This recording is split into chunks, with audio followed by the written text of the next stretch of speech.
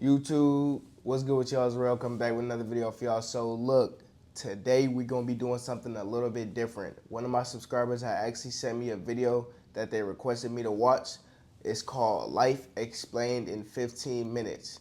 So that's gonna be the title of today's video. Let's get right into it. All right, I'm about to ruin your entire worldview in the best possible way. You think life is complicated? Stock markets, relationships, success, happiness. It's all impossibly complex, right? Wrong. Life is laughably simple. We just hate simple answers. Think about it. Every self-help book is 300 pages saying, eat less, move more. Every relationship advice boils down to communicate and care. Every success story, work consistently on something valuable. But that's boring. Bruh, and that's facts though, bruh. Like, if you hear anybody talk about, like, and I ain't gonna pause it too much, but like, if you hear anybody talk about their successes, you know what I'm saying, the materialistic successes, the relationship successes, they always say consistency, discipline, be ambitious. They say the same exact thing. So it's not like anything is like they're doing anything crazy different. It's literally just the same thing. But let me see what they say. So we create complexity. We need the 47-step morning routine, the revolutionary diet with a trademark, the ancient secret they don't want you to know. Here's the joke. While you're searching for complex solutions, life is screaming simple answers. But simple doesn't sell books. Simple doesn't make you feel special. The misdirection? Looking for complexity is the complexity. Life was simple all along. We just complicated the search.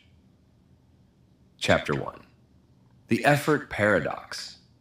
Want to hear something that'll break your brain? The harder you try, the more you fail. No, seriously. Sleep. Can't force it. Happiness runs when chased. You just gotta let it happen, Love, bro. try to make someone love you. See how that goes. It's called the backwards law. The more you want something, the more it eludes you, like trying to float by swimming harder. You just sink faster. Watch this pattern everywhere. Desperate people repel opportunities. Needy people repel relationships. Stressed people repel peace.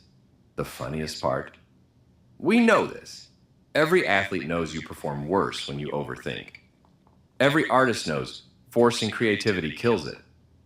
Yet what do? Try harder. So what works? Effort without attachment. Action without desperation. Do the thing, but don't death grip the outcome. Life rewards the relaxed, not the lazy, the relaxed. Big difference. Chapter 2. The Bruh, control. and that's facts. Like, sometimes you get so caught up in just trying to like want your desires, like you just want to just hold on to it, bro. But then it just like slips out your hands. Like, you gotta just, like, that's facts, bro. You just gotta take a step back. You gotta relax.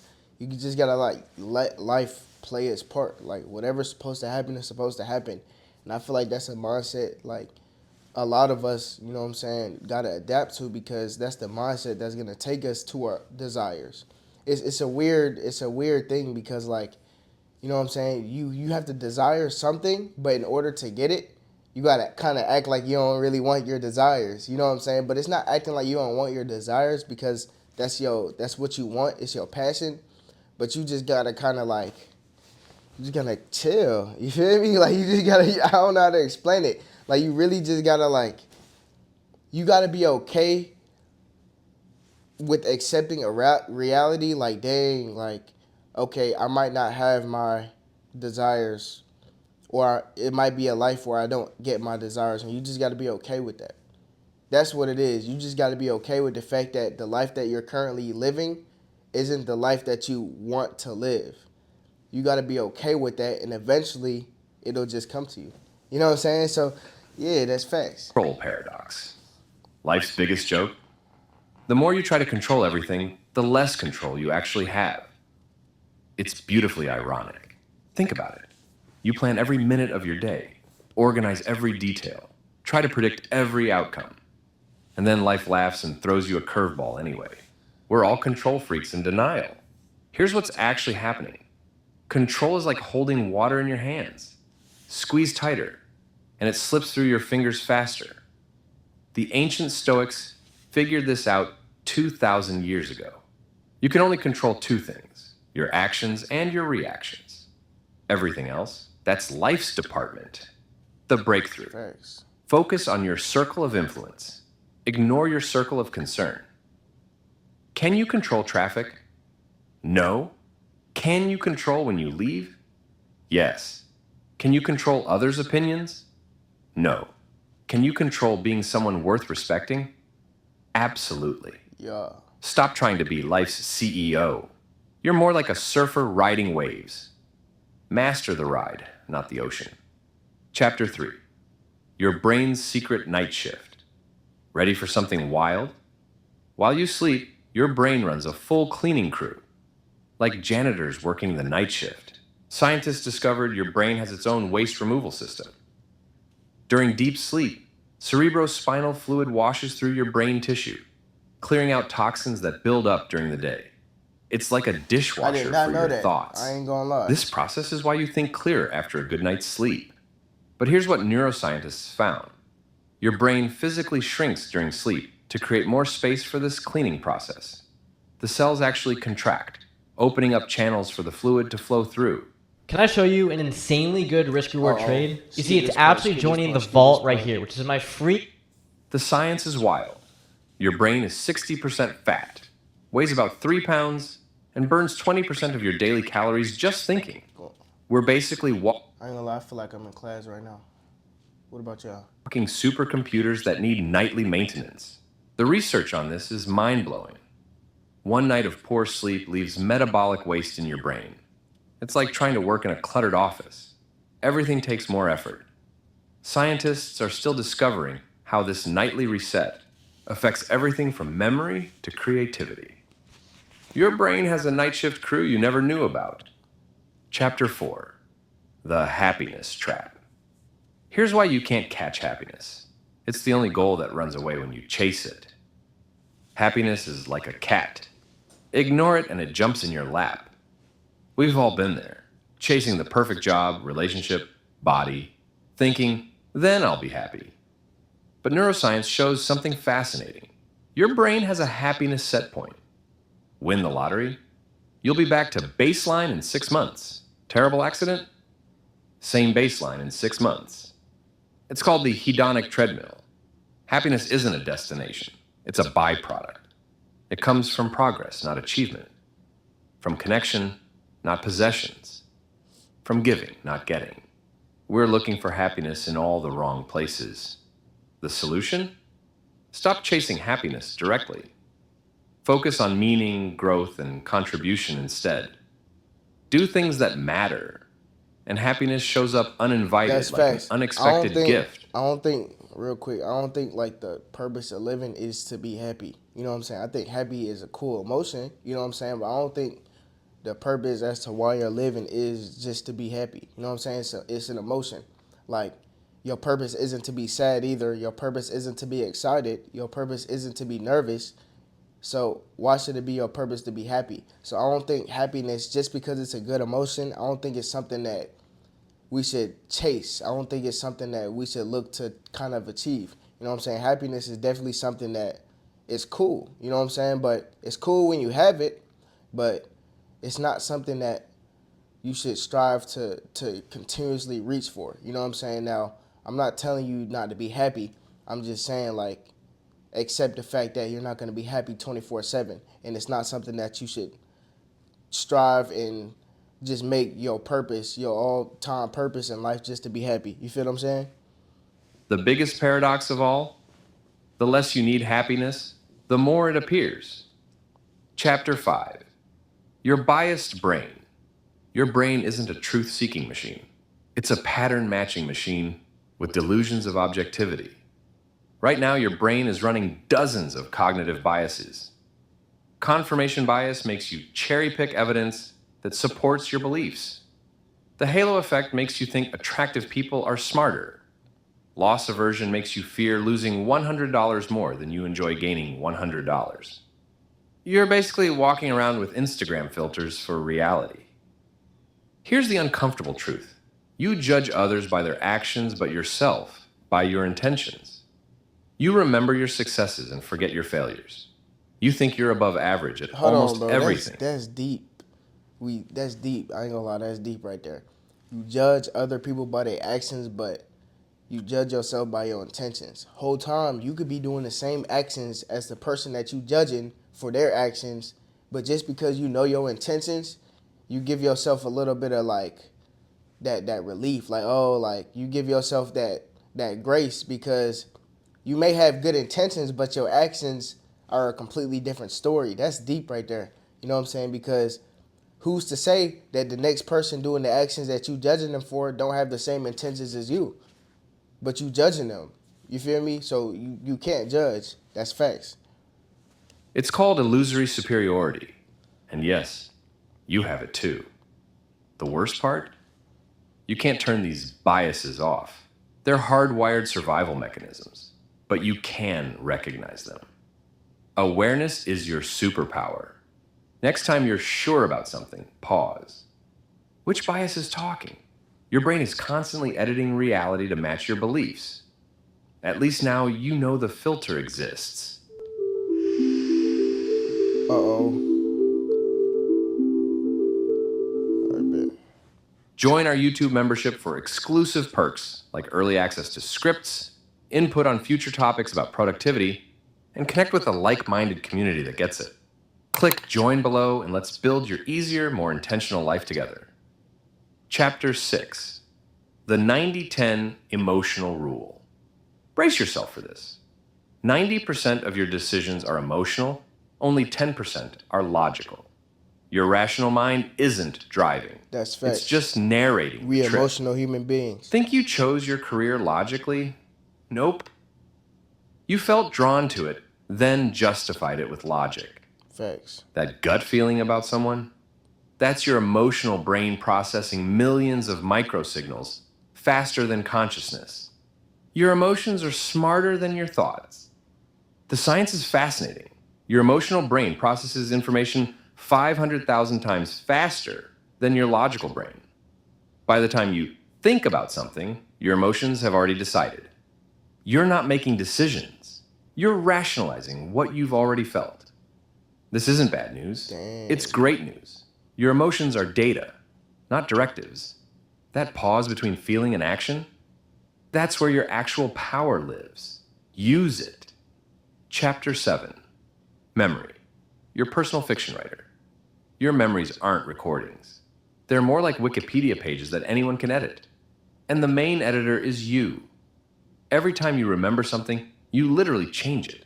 The act of recall makes memories malleable. Your brain fills gaps with current knowledge, modifies details based on new experiences, and straight up invents things that feel real. You're not remembering the event. You're remembering the last time you remembered it. Scientists have proven this repeatedly. They can implant false memories so vivid that people swear. That's crazy. That's like delusional, bro. Like you thinking that you remember something how it actually was, but whole time you just hallucinating. You know what I'm saying? You just coming up with the idea of what you want to be true, and you really believe it to be true. That's crazy. That's gotta have like some sort of name behind it. They're real. Your confident courtroom testimony? Probably 40% fiction. That childhood trauma might be partially manufactured. Your brain is an unreliable narrator, pretending to be a documentary filmmaker. But here's the opportunity. If memories are malleable, you can rewrite your story. Not by lying, but by choosing which parts to emphasize. You're already editing your past. The lesson? Your memories are stories, not documentaries. Since you're already the editor, you might as well edit consciously. Choose which parts of your story to emphasize. Chapter 8, the 80-20 life principle. Want to transform your life? Understand this. 20% of what you do creates 80% of your results. What? The rest is just expensive noise. Look at your life right now. 20% of your relationships bring 80% of your joy. 20% of your tasks produce 80% of your value. 20% of your habits create 80% of your problems. We're all majoring in minor things. The math is everywhere.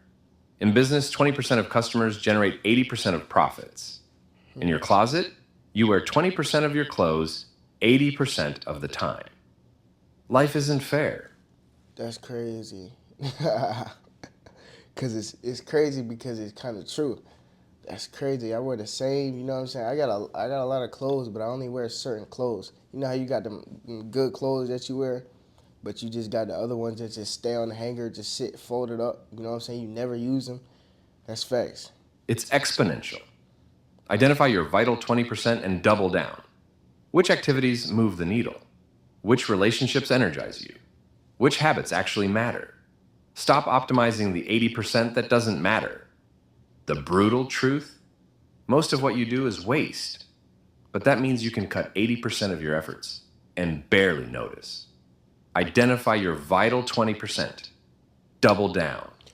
But basically, bro, you don't even gotta try as hard in life, bro. Like you just gotta find out what's the two things that just moving the needle, and you really just gotta lock in on it. You know what I'm saying? So basically, bro, they saying just hone in on the two things that matter. Find out the two most important things in your life that's bringing you joy and that's bringing you progress and money. You know what I'm saying? Just focus on that, and then you don't even gotta try in the other areas because you know what I'm saying? Your life gonna be fulfilled. That's the 20% that you working on. That's gonna bring 80% of your joy and your progress. So basically, bro, what I'm hearing is, you know what I'm saying? Life is easy, bro. You don't even gotta try for real. You know what I'm saying? You can just do what you want to do. Ignore everything else. Chapter 9. Habit loops. Cue, routine, reward. C phone, cue, check social media, routine, get dopamine hit, reward. Feel stressed, cue, eat junk food, routine, temporary comfort, reward. Your brain doesn't care if habits help or hurt you. It just runs the program. Here's the kicker. You can't delete habits, only replace them. The neural pathways are permanent highways in your brain. But you can change the routine while keeping the same cue and reward. Stressed? Do push-ups instead of eating. Same stress relief, better outcome. The average person runs 40% of their day on autopilot. But here's the power. Design your loops consciously, and autopilot becomes your ally.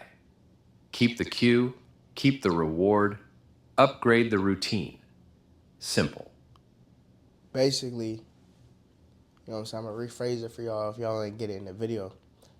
Basically, we live, I think he said, 40% of our life on autopilot. So basically, or I think it was a little more than 40, whatever. Majority of our time, we're just living life on autopilot, meaning we have certain cues. Like, for an example, he said you go on your phone, okay, that's a cue to go on social media, then you end up scrolling for like an hour or 2 hours. Be honest, bro, we all do it. You know what I'm saying? When you go on your phone, sometimes you go on TikTok or something, and then you just end up scrolling for like 2-3 hours, bro. And you like, what you doing? You know what I'm saying? But that was a cue because you get rewarded from scrolling on social media. So imagine if we had a cue, like for an example, how I'm making this video right now.